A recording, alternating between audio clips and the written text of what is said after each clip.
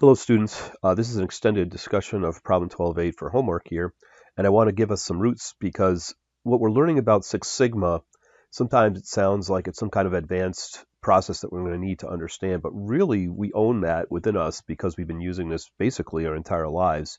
And what we're really just doing now is formalizing it enough into a framework and process that allows us to keep applying it. It's really all about success, okay? So everything we're learning about these chapters has to do with things that we do naturally.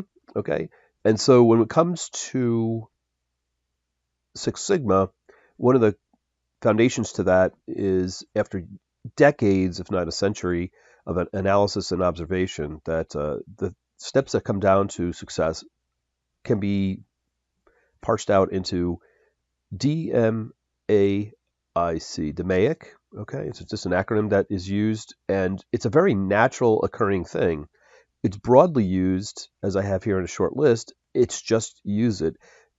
You can actually cheat and get ahead for industry and getting a job and using such things as total quality management and Six Sigma by just applying them and recognize them that you already do this. Once you start a structure and you start approaching different things in your own personal life this way, you're going to have a lot more success. That's kind of the funny thing about this operations is it applies everywhere.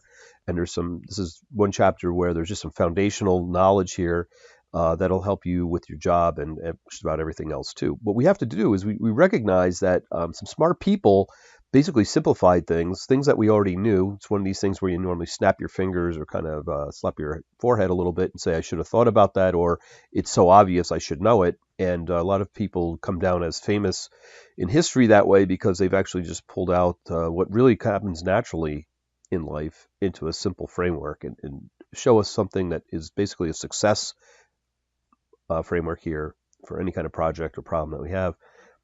So it's broadly used and just start using it. You don't need to wait to be employed and be told that we're going to be using DMAIC. The best thing is with a lot of the things that we learned here in operations are so very practical that even in searching for a job, getting your homework done, organizing your semester, learning how to learn, things like that, if you apply some of these principles, they're very foundational to human nature and organization of effort, organization of work.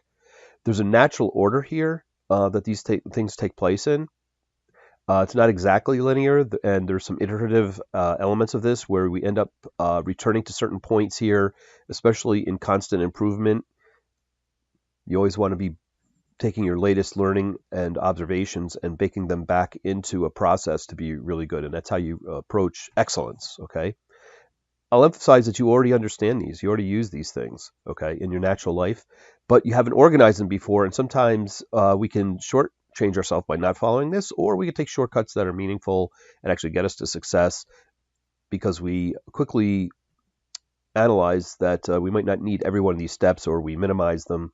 And so that's why this is encouraging that it's a natural process, accept it, use it every day, and then it will come out clear when you need to apply it at work, okay? And one of the ways that I've seen this is that it's somewhat like golf, which I'm not very good at all. But I do understand that once in a while I'll have a good shot. And for those that really play well, a big part of getting good is taking away everything that isn't golf. Golf can be kind of complex swing until you've got it simplified.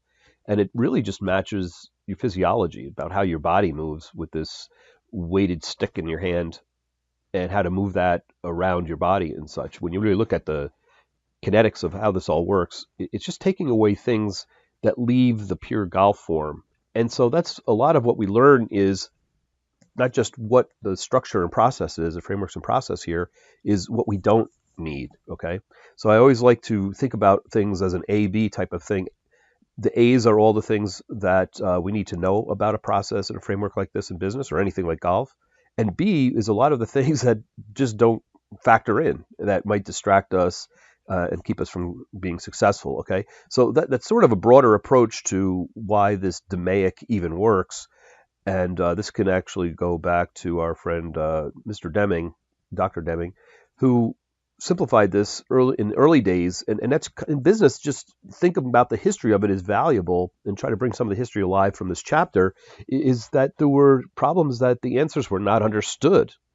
We didn't know where this would go. And one day by one day and one step in front of the other, that we understand it better. And so when we pick up on these frameworks, I think it really helps to understand the history behind it, that people didn't have an answer. And then once they did have an answer, they had to promulgate that through industry. Not too easy. And so we have some big names out there that we've learned in this chapter, Duran and Deming, Crosby, all these other people that actually come to play that put different pieces of the puzzle together. In today's world, when it comes to running a process like this, and this is the reason I'm taking a minute aside to talk about this, is you're either using this and winning, or you don't have any business at all. Or you use it in your personal life and you're either really after a goal, an end goal, or you're just casual and it's not worth your effort to actually organize it into some of these steps. Okay, so I just want to bring out that these are really the definition of something that happens naturally in life. Okay, that was a long lead into the fact that there are these 5 different dimensions, I'll call them, for what we're going to talk about in Six Sigma here. And you can walk in on any job. You can walk in on your interviews here for your internships and whatnot, and you can actually ask your people that you're interviewing with, your interviewers, you can ask them about these types of things. So every topic that we're discussing here is live. You're going live with this. You don't have to wait for an exam or any other kind of affirmation from outside yourself, from me or the course or whatever, to start using these things. And actually, that's the way we really learn, is you start applying them and see where they fit into the real life. Okay. And so from our chapter, what I've done is cobbed out part of the book here. The Six Sigma methodology breaks down this DMAIC process as a define, the measure, the analyze, the improve, and the control dimensions of running a good operation here, or actually anything at a minimal success level. Okay. Within that, there are certain tools you'll get into in this chapter as you read about them. Okay. And one of them is the Pareto chart. And I always like to stress that we naturally use these from day to day. So what a Pareto chart says is you have an array in your mind of factors that come into play with, let's say, some kind of success or just the operations of something, and we weight them by their population, first of all the types of situations that we've ever seen. Okay, is the population, and then from within that, we categorize certain things, and we look at how frequently they might come up. They come up with a percentage occurrence, or this frequency, or probability that anything will occur. And then even in the more simple approach to this, we're just ordering them in frequency. So getting into problem 12-8, I just want to show you, we went from the very broad down to the very targeted here, because whenever it comes to operations, the theory and the wide discussions have to happen on the floor, the factory floor, the operations floor, whether you're doing tangible or intangible products. And so for problem 12-8 for homework here, we have a list of factors with the number of occurrences within the population. Okay, so it's a little bit of statistics, a little bit of probability here that we're looking at. And when we talk about Pareto, we're really looking at ordering things. So we're going to order it. This is ordering things in the rank order, that frequency that they occur in the population. Okay, so we have a number of factors here for 12-8. Tends to be something to do with retail here. Okay, going back to the original question. Okay, and we have how many categories? Well, let's list them. And so I really encourage you to always be using Excel to answer these problems. I don't know how you would do it otherwise. Pencil and paper and calculator are just going to take too long. So we're just going to ID them. Okay, so we're going to ID them. These are the identities here. And I'm going to run through a little bit of Excel here just for familiarity. It always helps as you're picking up more skills here to see things done. Let's see, that's just going to be left as a number. And what I want to do there is under home is center that. That's all I wanted to do there. Okay, so this is the ID. We're going to ID that. And then we're going to order these from 1 to 10, from most frequent to least frequent. And this is where I just wanted to show you how to do this in Excel. There's a category, and this is occurrences. There's a count, called a count. Okay, so let's count how many times it happened. Hey, why don't we add these up and hit Alt equals, and let's see, we have a total number of samples of 723 categorized as these 10 different things. And I can really quickly do a fast format on this, make it look a little prettier for everybody. We've done this in class. I just want to go through it. This is what I normally do, is try to help my eyes with all this. Okay, so we have this, and we're going to do a total, right? And usually your last row, your totals are in some bold gold that I have there. And quite often what we do is on the last line, I'm going to format that with a double bottom. There's a bottom double, okay? Look at that. We just took something really, your eyes are swimming now that all these formatting features help your eyes out, okay?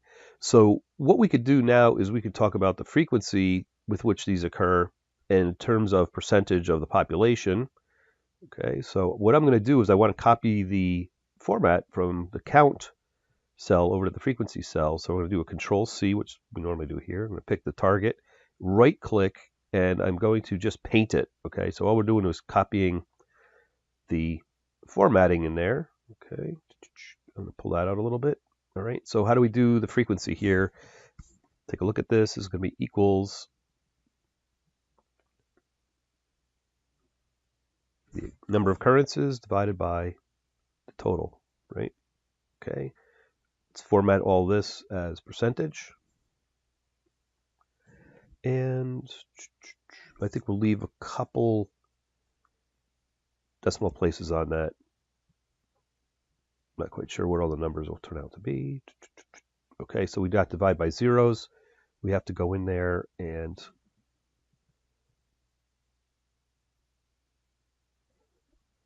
hit that with an F4.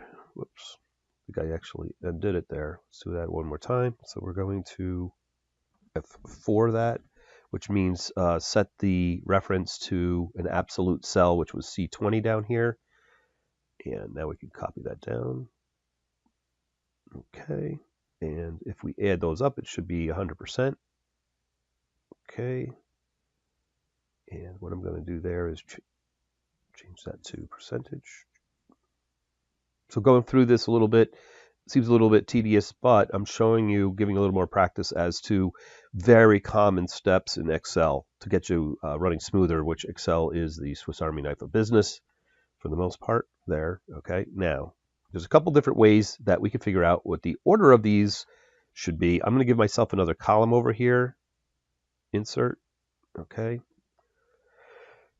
and we're going to put in here order. Okay,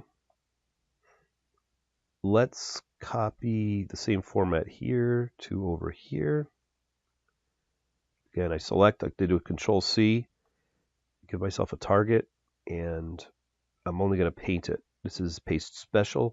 Okay, so copy the blue and the bold white letters over there. Okay, now this is really what I want to get at. That was a long intro to be able to explain that we want to order these. Okay, let's order them up. And in order to do that,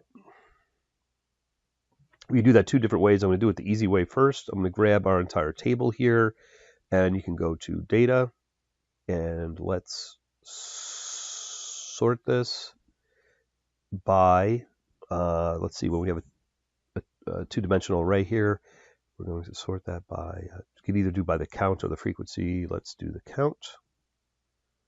And I'm going to go largest to smallest.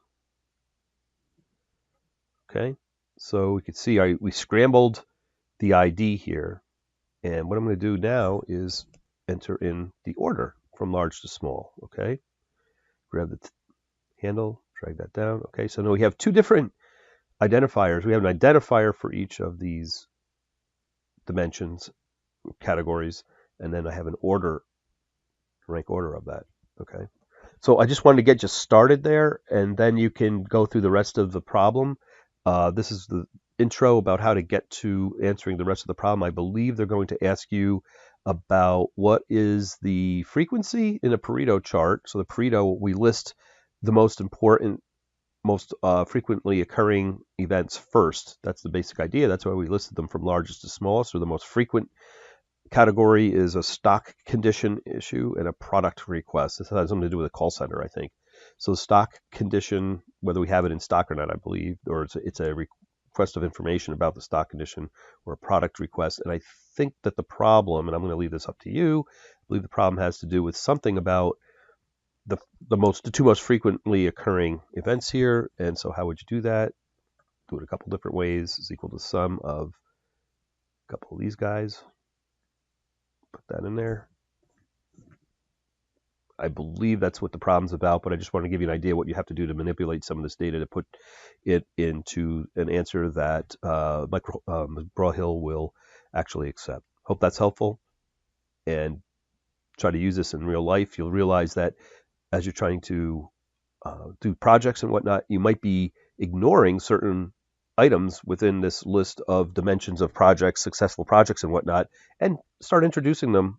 And then you're able to apply them at work a lot faster if you introduce them into, let's say, your own personal life type of projects and your target for success. Certainly as a student, that's your major target right now, is to be successful, and you could actually use this to get better grades and then be clearer when you go into your interviews as to what you have accomplished at whatever point of accomplishment you are with your degree.